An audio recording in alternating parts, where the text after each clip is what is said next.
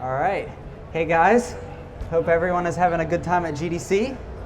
So I'm going to talk about Epic Games and how we use Unreal Engine 4 and Substance to complement each other in our character workflow on Paragon. My name is Harrison Moore, and I'm an associate technical artist at Epic Games. For the last year or so, I've been working on Paragon with the character team, and I've been with Epic for the last 6 years. Epic's been a company for 26 years. We're the developers of the Unreal Engine, but we also make games. And Epic's made over 40 games in the time we've been around, as well as quite a collection of tech demos. And through all the games and technical demos we've made, hopefully, Epic's become known for the visual fidelity and polish we bring to our products. A couple of years ago, Epic began to develop its latest IP, the third-person action MOBA Paragon. We entered early access in March of 2016, and we've been a live product ever since. The pillars of the game's design revolve around having a wide selection of unique hero characters, competitive MOBA gameplay, and hyper-realistic visuals. To increase the challenge, we're running at 60 FPS on the PlayStation 4. And the challenge on Paragon's character team is pretty specific. We need to release a hero every 3 weeks. Those characters need to hit a hyper-realistic visual target, and they need to be set up in the way that allows for easy creation of variations and skins. Importantly, our characters need to be set up that with an organized source so that anyone can edit anyone else's characters later on. The chances of someone needing to edit your character a year or two from now for visual polish or visual upgrades is pretty likely. So I'd like to play a quick video from one of our recent hero releases. This is Chimera. He is the first character that I worked on from Paragon, and he's a pretty good example of what Substance has done for Paragon.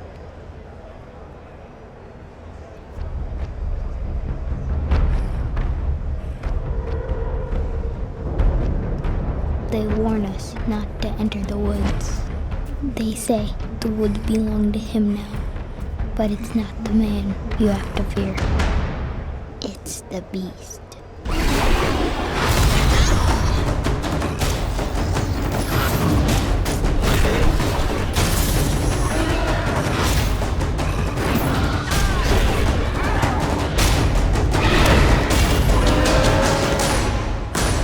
They call him Chimera.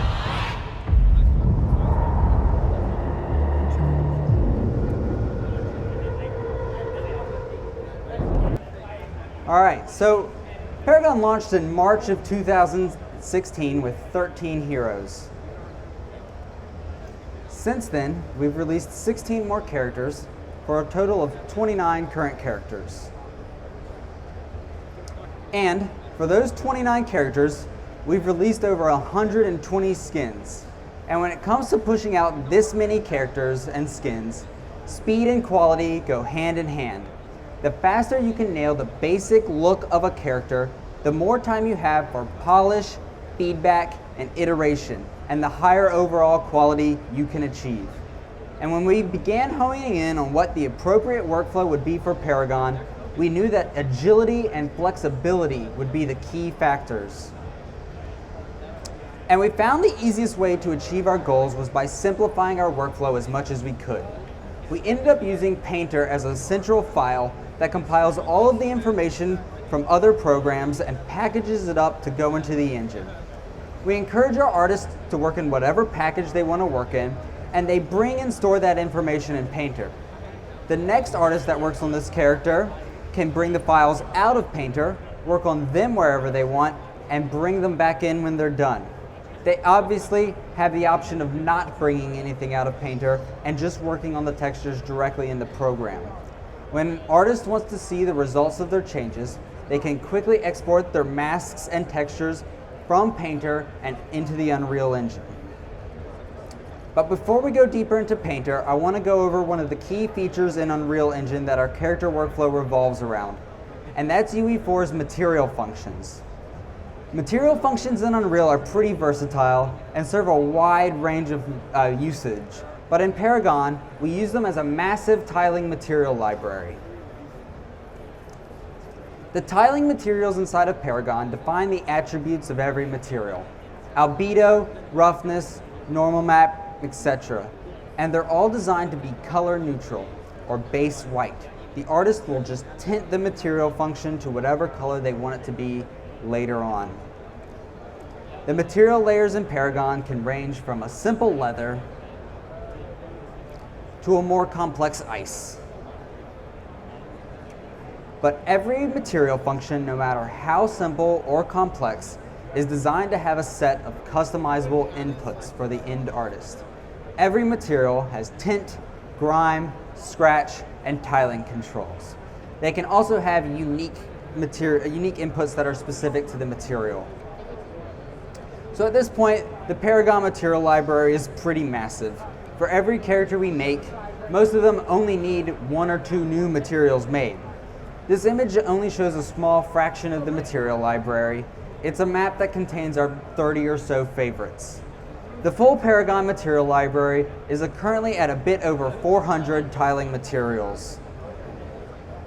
So I'm going to open up Unreal, and in here we're just going to take a look at some material functions. We're going to go through them, and we're probably just going to make something simple. So this is that map I was showing. This is just a base material layer palette is what we call it. And I think this is a good time to take a quick aside and talk about lighting. What we have here is our courtyard, what we call it. And this is a calibrated lighting scenario. And that's really important when you're working on a material library. Because if we don't know and we don't have a calibrated place where we work on all of our materials, we can't actually ever know if they're truly correct. And since we have this environment that we know is correct and that we're using as our frame of reference for any other lighting scenarios, if something looks correct in this lighting environment, we know we have it. And if it looks wrong in another environment, say when we make it nighttime or if we try a sunset, if something looks bad, we reevaluate that lighting. And it really makes us take a look and makes us have to judge and determine whether or not we need to go back and adjust the lighting. Maybe we're not getting enough fill light or something like that. So since we have this lighting scenario, we have the truth, and we work on this. We approve all of our materials in this, and this is really where all the effort for material and texturing is done in, I guess. So let's open one up. I'm going to go into this low contrast hard metal here. This is a super simple material. And you can see here, these are the inputs. These are the customizable inputs I'm looking at. Every material will have this color, a tiling control, and this one specifically has roughness modulation. So if I apply here, and let me try to get this looking good on one screen. So if I apply here, I can come in here, zoom in on this guy, and I just have the color to play with, right? And so I can make this any color metal I want. Now, for metal, that's pretty self-explanatory, but if I have a plastic, I suddenly have a really versatile plastic that's just gonna work on everything. Leather, clear coats, paints, all of that. We only need one. Since I have roughness control in here, I just can adjust that right in here. And I can hook these up to something more complicated if I wanted to. For example, I could come in here, I could apply a lerp, I could duplicate it, and I could make this just something else, another color. And let's see if I just have just some sort of noise. And if I apply that here, now I have a two-toned metal here, right? So I can come in here, and I can push this a little bit, and now I'm getting, you can kind of see in there, I'm getting this purple. Now, you wouldn't generally hook this up with a noise, but if I were painting a character, I could have a gradient here, or I could just mask out two different materials. So that's a pretty simple one. Let's look at something more complex. Let's look at a couple more complex things. This is a nice fur we have.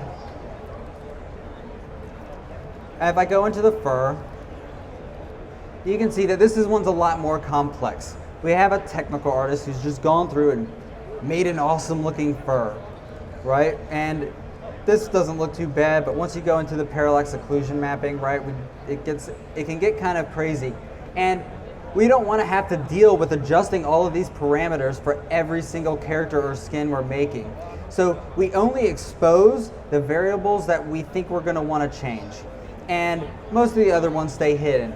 If we ever need one down the line, it doesn't affect older characters if we expose one of these variables. But even as complicated as that fur was, if you look at it on the end, it's super simple. So, let's see, something else. Where is it? Yeah, so something like carbon fiber. All of our material functions are made to be tiling and as simple as possible. So we have our carbon fiber, and normally you're going to have to do some sort of two-tone specular or dual-layered specular. They're going over this a lot in the Unreal booth.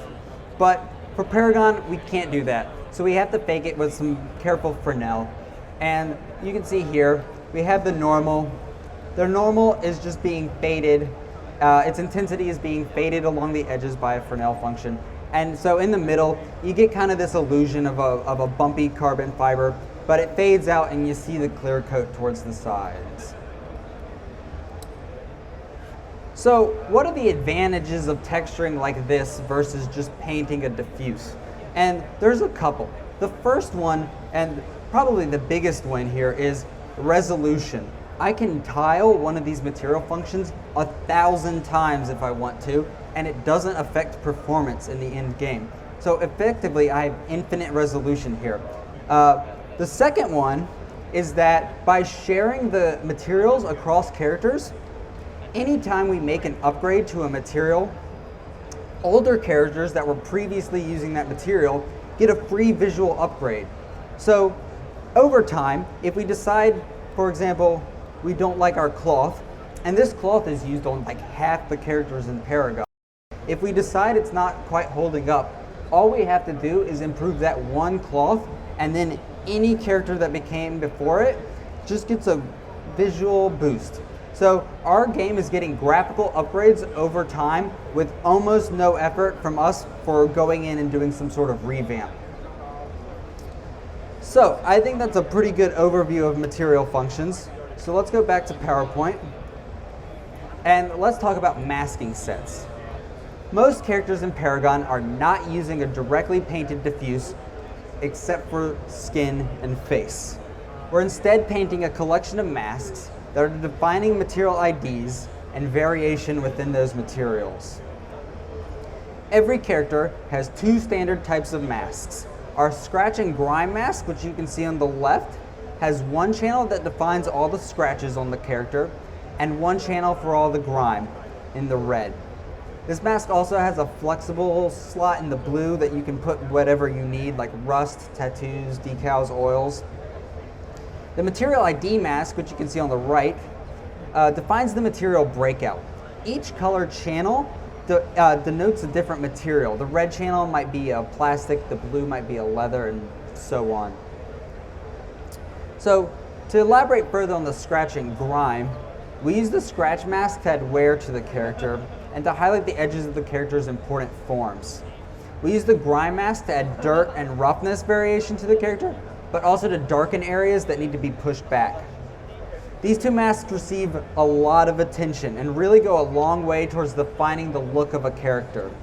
Some characters in Paragon are very clean and don't need much at all for this, while other characters like Onyx Scrux here have quite a bit of wear and tear on them.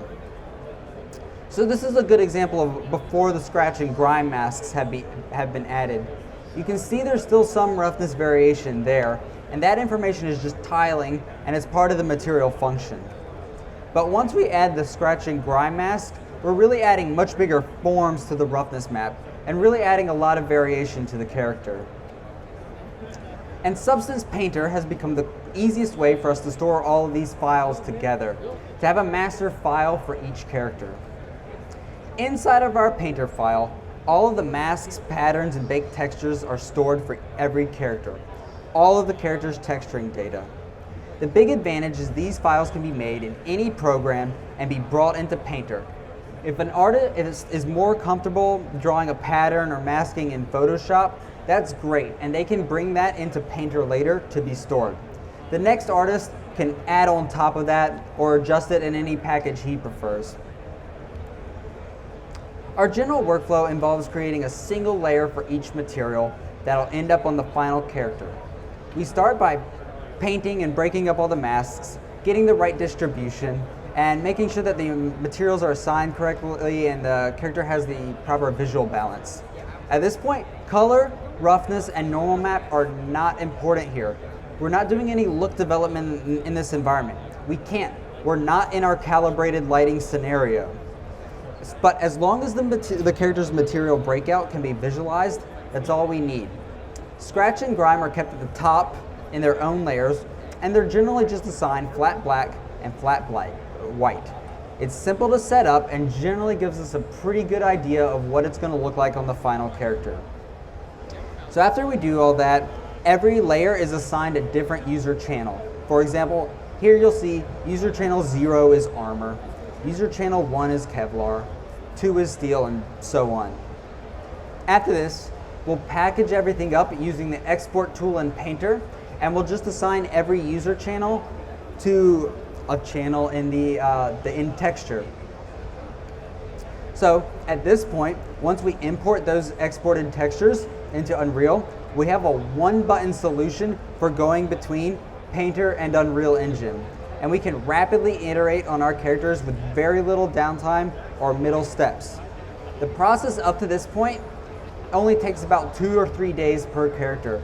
And from that point on, we have about 2.5 weeks for polish, feedback, and iteration to get the characters looking perfect in the lighting scenarios they're going to be seen in. This workflow also enables super quick skin generation. We can quickly move pieces of a character's armors to different channels, assign a new material function, adjust the scratch and grime mask, or add and change decals to quickly make a lot of skins for each character relatively quickly. So I'm going to go into Painter and kind of show what that looks like. So this is a Painter file for one of Lieutenant Bellico, one of our characters. This is a special effects like drones she sends out. But it's a nice simple mesh to kind of get the idea across. And you can see here, it's kind of ugly here, but I don't need it to be pretty here. I'm just assigning each layer as a material and defining it. So for this example, I'm using color selection. I've made a clown mask in the bottom previously, and I'm just doing color selection across the board for all of these layers. But in the real world, we'd probably have a stack of fills that have a lot of individual parts. For example, I'd break out that little orb on the front and I'd put that in a fill, and then I'd take all of the hoses and put that in a fill, and we'd stack and move these around over time. I can add paint layers on top to fix any seams or visual issues that occur out of this. But this is really simple, and it's not too much to look at. So as you can see here, I'm going through, I've got glossy plastic metals. I got a missive up here at the top. And then here I've got the scratch and grime mask. Now, I've got 2 scratch masks. I've got one for the plastic and one for the metals. And I'm not doing anything too complicated there. It's just a combination of some generators, some fills, and some hand painting, and kind of working something procedurally to get something 90% of the way there, and then painting in the rest. I've only got 1 grime because it's probably not going to differ too much across the character. 1 grime layer is probably all I need. And you can see there that I have an initialization layer at the bottom. And what this is going to do is I'm going to add all of my user channels here. I'm going to label them what I want to export them as. So I've got panel plastic, glossy plastic, etc. And here at the bottom in my initialization layer, I'm setting them, for example here, all to 0. So it's all flat black at this point. And then as I add them here, all I have to do is set this layer to 1. And now if we preview this, this is, for example, the rubber layer, and this is the emissive layer. This would scratch, grime. And this is all I'm gonna export. I'm gonna right click and just go to the export tool, and I'll make the preset here. And you can see over here, I'm just jamming all this in, one channel per color. So I can export this, and I can import this into the engine. So this is our drone. This is kind of the end result of all of that. And I'll open this up. And this is what a full character material looks like in Paragon. Well, not that. That's not it. This is it. Okay. So we have a 10-layer blend. And at the bottom, we've got the baked normal. And then we're just going to stack and layer the material function normals on top of that. In my background, I'm just going to fill it with black. It's going to hide a lot of mistakes I'll make. So if I have a scene that doesn't have a mask, it'll just be black and it won't be very noticeable. Hopefully, in the end, I end up with none. But in case I do mess up, this is a good catch-all. And here we go. These are our masks. And this is, once it's optimized, and once I've made some changes, I ended up adding some of these together to combine them into a mask. I can start previewing this. Right, and so this is one of the masks that is going in. And each channel here is just eventually plugged into this layer stack here. And right above it is the material function it's going to be representing. So in this case, it's a rough plastic O2. Now, it's a nice, cool blue plastic. If I hit apply and compile this, I can start changing it. And so I'll just mess around with some of this stuff and see what we get. So if I were to move this around, this is a lot of what our skin workflow looks like. It's a lot of experimenting and kind of just guessing what we think is gonna look good and then checking it and seeing if that does indeed look good. So I made it this purple.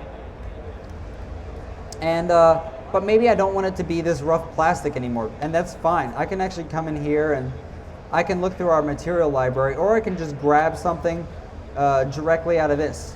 So I'm gonna make it this cool clear coat. And I'm gonna open up this preview, copy it out, or actually, I'm just gonna find it in the library and put it here. Over here, I'll set us to our clear coat shader, and we'll compile, and we'll see if I like what the clear coat does to this cool drone. And maybe it'll make it look like a bit more sci-fi. So this is what that ended up looking like, and that looks pretty cool. I kind of like that. Maybe I don't like it red. Maybe I want to make it like a cool green. Oh wait, where are we? Oh, okay.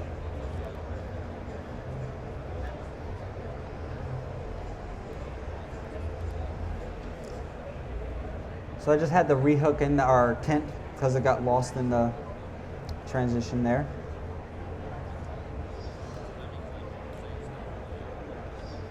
And now I can come in again and change the color. So that's it. That's the process. There's not too much more to that, but I can also come in here and let's say I want a little bit more difference in my skin, right? So I can come in here and I can start moving around the IDs. For example, and here I took the metal, our bits at the top, and I turned it to a metal. Or I can come in here and I can have an individual mask for each segment. I can add it as a fill and subtract it there. And then I can add it to whatever I want. So maybe I want it to be, this part to be the glossy plastic. And set that to linear dodge. Oh, whoops, I removed it from the wrong mask.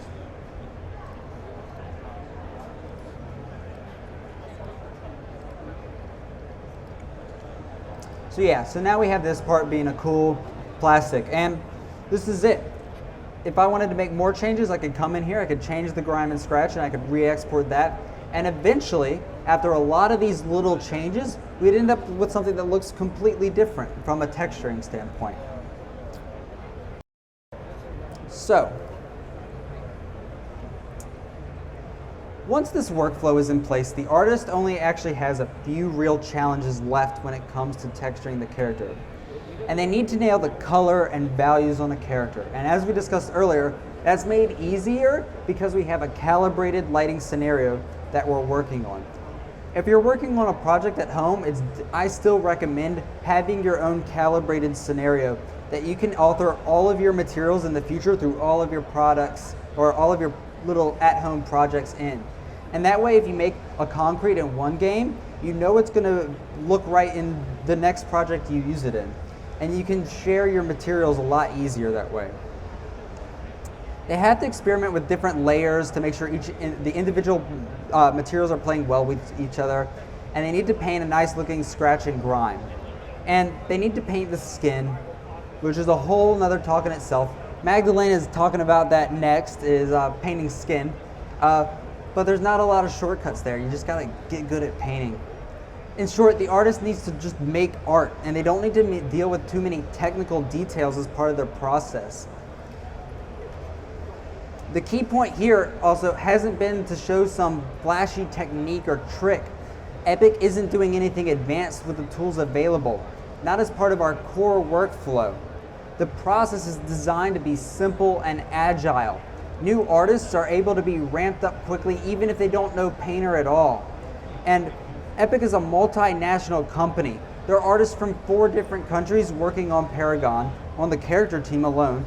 And with this simple workflow, anyone can be brought on board quickly, and they can work on each other's characters even a long time after this character was made, because every single character is using a single core file. There's not a ton of source that you have to make sure is in line with the previous version of the character and so forth. So that's it. Are there any questions? Feel free to shout out some questions and we can answer some, or if there's anything you felt like I missed, let me know. Feel free to come by after and ask anything you got too. So thank you very much.